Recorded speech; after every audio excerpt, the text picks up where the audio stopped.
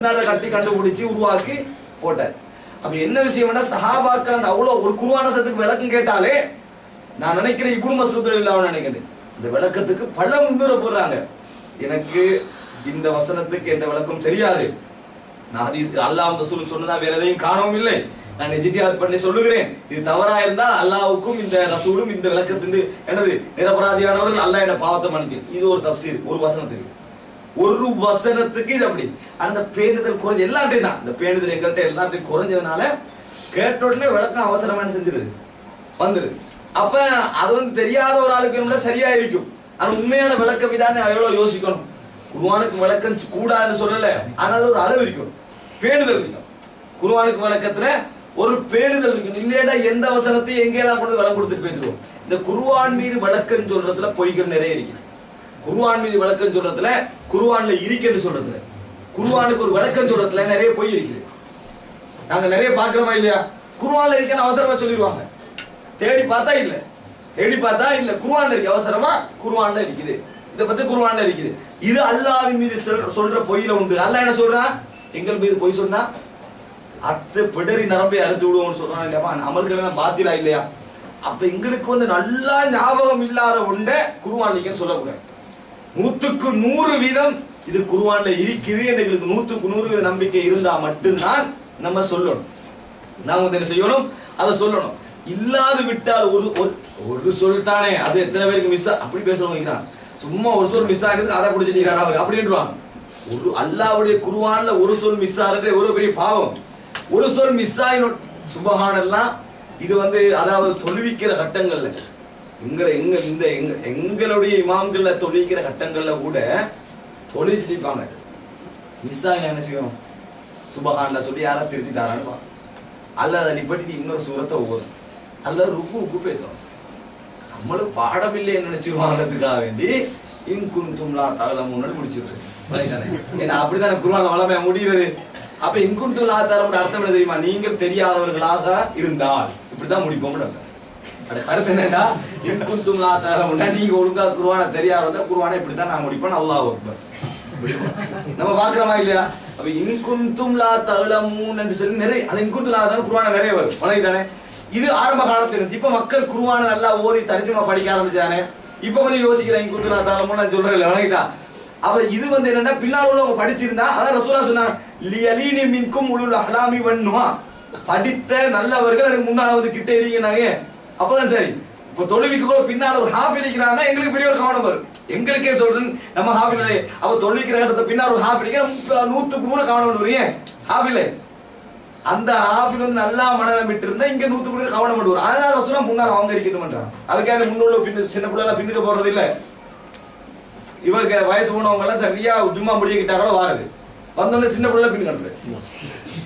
நீ தான் நேரத்தோட வந்திருக்க, அவன் ஏற்கனவே வந்திருந்தா அவங்க தோறது அவனை பின்னுக்க எல்லாம் பின்னுக்கு போட்டேன். அவனை அப்படியே பின்னுக்க வைத்து அப்புறம் 4 கிழமை வாரம் போனா கூட அப்புறம் அவங்களோட வயோதிபத்துல அவர் சேர்றது. அவனுக்கு ஏற்கனவே முன்னுக்கு எரிப்பான் நல்லா தொழுது. இவன் அனுப்பி 2 வரி முன்சாப்பு அப்படி இப்படி ஏத்து நாங்களும் அப்புறம் வாரம். இது நடக்குது இல்லையா? அப்படி ஹதீஸ் எதுவுமே இல்லை. முதலாவது சப்புல பெரியவர்கள், நடுவுல சிறுவர்கள், 3ஆவதுல பெண்கள் என்றதான் பலகீனமான செய்திகள். விளங்கிட்டா? ரசூலுல்லாஹி ஸல்லல்லாஹு அலைஹி வஸல்லம் அப்படியே பிரிக்கவே இல்லை. ஆனா பெரியவர்கள் முன்னுக்கு வர பார்க்கணும், பெரியவர்கள் முன்னுக்கு வர பார்க்கணும். ஏடியே இன்னும் சொல்லுவாங்க துண்டை போட்டு பேசுறாங்க. பாகத்துல கிட்டாலும் அந்த அது இல்லாம வைக்காம சொல்லமா இருக்கட்டும். ரசூலுல்லாஹி சொன்ன ஒட்டகம் இடம் பிடிக்கிற மாதிரி பள்ளியில் இடம் பிடிக்க வேணாண்டா. அது ஒட்டகம் பிடிக்க வேண்டி செல்லவங்க இடிக்க விட மாட்டாங்க. அவர் இடம் பண்றோம், முசல்லா போட்டு வச்சே வைத்தி பாரு, அவர் இடம் பண்றது இதெல்லாம் கூட. இப்ப நான் இது என்ன சொல்ல வரேன்னு, இந்த பள்ளியில தொழுவிக்கிற சப்ஜெக்ட்லையும் குர்ஆன்ல இந்த மாதிரி போய் நம்ம தெரியாதா போதும், தெரியாத சொல்றத ஓதக்கூடாது, மிச்ச கவனமான சொல்றத ஓதணும். ஷேக் நாசிருதீன் அல்பானி உண்மையில ஒரு எவ்வளவு பெரிய மார்க்காருங்க. இப்ப அவர் என்ன சொல்றாருன்னா, நான் வெள்ளிக்கிழமை சுபகுல ஒரு இடத்துல சொல்றாரு சூரத்து சஜிதா நான் ஓதுறது இல்லை, அது சுண்ணாவா இருந்தா நான் ஓதுறது இல்லை, சுஜூத் செய்யறதுல ஓதுறது இல்லை. ஏன்டா எனக்கு அது அவ்வளவு சரியா பாடம் இல்லை. அதாவது எங்கட வயசுல சொல்லிட்டு போற வேற, அவரது இடம் அவரது இதுல அதை சொல்லாம எந்திக்கலாம் தானே, யாரும் கேட்க போறது இல்லையே. எனக்கு அது அவ்வளவு சரியா என்ன ஓதுவேன், எப்படியா எனக்கு ஒரு மிஸ்டேக் செஞ்சு அதுல அதெல்லாம் நான் ஓதுறது இல்லைன்றாரு. இந்த பேணுதல் வரணுமா இல்லையா எங்கள்கிட்ட? நாங்க எதை பார்க்கணும் தெரியுமா? இங்க உள்ளால திருப்திப்படுத்திட்டு போயிரு, மறுமையில அல்லாஹ்ட கேள்வியெல்லாம் ஹெல்ப் வருவாரு. அப்படி பார்த்தவன போய் சொல்ல மாட்டோம். நாங்க எங்களை சிந்தனையில எப்படின்னா ஒரு பிரச்சனை வருது, மனைவியோட புள்ளையோட பிரச்சனை வருதுன்னா அப்ப நீங்க இந்த சாப்பாட்டுக்கு போறீங்களேன்னா அதே போகக்கூடும் தெரியுமா, எத்தனை பேர் அதில் கருத்து முறைப்பாடி அப்படின்னு சொல்லி மனைவியை திருப்திப்படுத்திட்டு போவதான் பாக்குறது ஒழிய இதே மாதிரி அல்லாட்ட சொல்லலுமான்னு பாக்குறது. இதே அல்லாஹ் தாலா கேட்கலாம், இதே விளக்க சொல்லலுமா அப்படி பாக்குறது இல்லை. அதே மாதிரி இந்த பொய் சொல்ற விஷயம் ரசூலுல்லாஹ் அல்லாஹ் தாலாவின் மீது பொய் சொல்லுதல் என்ற சப்ஜெக்ட் வந்து குர்ஆன்ல மிஸ்டேக் கூட போல வேணுமென்று ஓதிட்டு போறதும் அதுல அடங்கும். குர்ஆன்ல மிஸ்டேக் கூட போல வேணுமென்று ஓதிட்டு போறதும் அதுல அடங்கும். சுப்ஹானல்லாஹ். ஆச்சரியத்திலே மனசுல வேதனைப்படுற ஒரு விஷயம் என்னன்னா, ஒருவர் ஓதுறாரு, அப்ப குல் மன்கான அதுவன் லிஜிபிரியில வமீகால அப்ப அப்படியே ஃபைனலா அதுவுலில் காஃபிர்னு முடிக்கணும் விளையாட்டானே. அப்ப அப்படி முடிக்க வேண்டியவர் அது மறந்ததுனால குல் மன்கான அதுவன் லிஜிபிரியில வைஸ்மாயில வைப்ராஹிம் வைசாக வைதிரிசன் முடிக்கும். இந்த வசனத்துல அர்த்தம் என்ன தெரியுமா? அப்ப இப்ராஹிம் இத்ரீஸ வத்த இன்னொரு வந்துச்சு வரந்துட்டு அதுல வந்து தலைகீழா வரும் அந்த வசனம். அவர் சொன்னது ஞாபகம் இல்லை எனக்கு. அதுல வந்தா நல்லவர்கள் கெட்டவர்கள் எல்லாம் சேர்ந்து மிக்ஸ் ஆகி அவர்கள் பாடம் ஆகினா அப்படியே முடிச்சுட்டு போயிட்டாங்க. அப்ப நான் கேட்ட முடியும், இப்படி ஓரிங்க சரி இல்ல கொஞ்சம் தடமாத்தமா நிப்பட்டுறாரு. அவரோட நிப்பட்டிட்டு அவசரமா போறது, நல்ல பின்னு வெக்கு போறது, திருப்பி ஓயிட்டு வாரது, வந்த அந்த இடத்துல நிப்பட்டிட்டு போறது, நீங்க பெரிய தௌபா செய்யணும். இதுக்கெல்லாம் இதெல்லாம் வந்து என்னது, சும்மா நீங்க அந்த விபச்சாரம் செய்யறாத பல பெரிய பாவம் தான். அதை விட காலம் ஃபுல்லா தௌபா செஞ்சாலும் போகுமான்ற உள்ள சப்ஜெக்ட்ல உள்ள உண்டு. பண்டிதன் அடிப்படையில வந்து அந்த ஒரு பேணுதல் எங்கள்கிட்ட இருக்கணும். இப்ப ஆரம்ப கால உரைகளை நாங்க வந்து குர்ஆன் எடுக்கிறோம் பேசுறோம் அளவுக்கு போகணும்.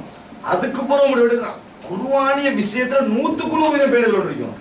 அல்லாஹ்வுக்கு மேலே நம்ம சொல்றோம், அல்லாஹ் சொன்னான்னு சொல்ல போறோம்.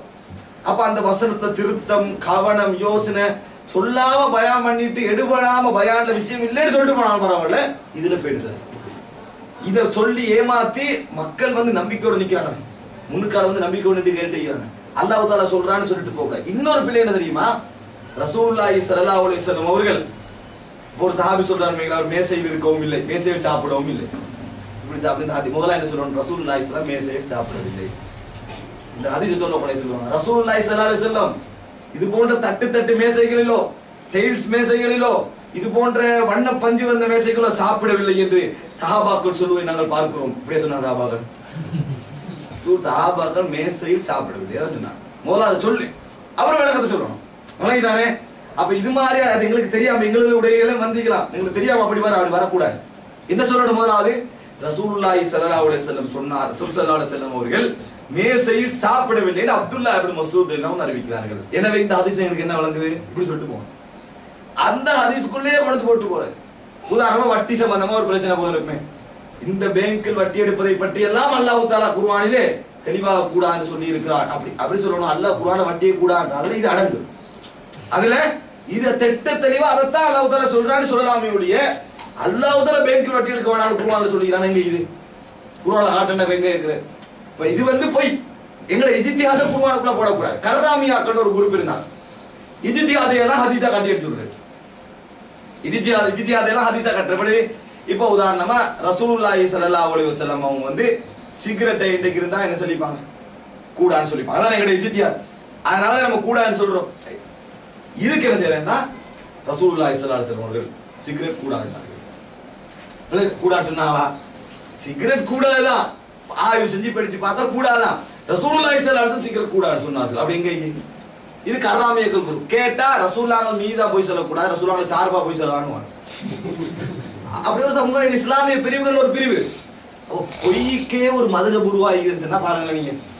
முதலாவது விஷயம், அல்லாஹ்வின் மீது பொய் சொல்லுதல் என்று நான் எங்க எல்லாம் வருது, எப்படி குர்ஆன்ல அப்படின்னு அசல சொல்லக்கூடாது. எப்பயும் அதுக்கு நல்ல வழி என்ன தெரியுமா, யாரு என்ன ஒரு சப்ஜெக்ட தெரிஞ்ச 100% சப்ஜெக்டையும் உங்கள்கிட்ட ஒப்ஜெக்ஷன் பண்ணி கேட்கிறாரா, இதா இப்படி ஒன்று வருதா அப்படின்னு கேட்கிறானே, உங்களுக்கு 100% உறுதியா இருந்தாலும் உங்களுக்கு தெரிஞ்சுக்கல கேட்கிற மாதிரி கேட்டா பதில் சொல்றது வைக்க, ஒப்ஜெக்ஷன் பண்ற மாதிரி அப்படி இல்லையே மாதிரி கேட்கிறாருன்னா இருக்கி அப்படி சொல்லலாம என்னது பாக்குற விஷயமா இருந்தா இஜ்திஹாத் சம்பந்தம் சொல்லுவேன். நான் எதுக்கும் ஒரு என்ன செய்யறேன், பாக்கு 100% உறுதி. எந்த அளவுக்கு உறுதி, குழுக்குள்ளாத வரலையே குருவான் அப்படின்னு சொன்னா கூட நீங்க என்ன சொல்ல வளரணும், எதுக்கு நான் பார்த்துட்டு சொல்றேன்.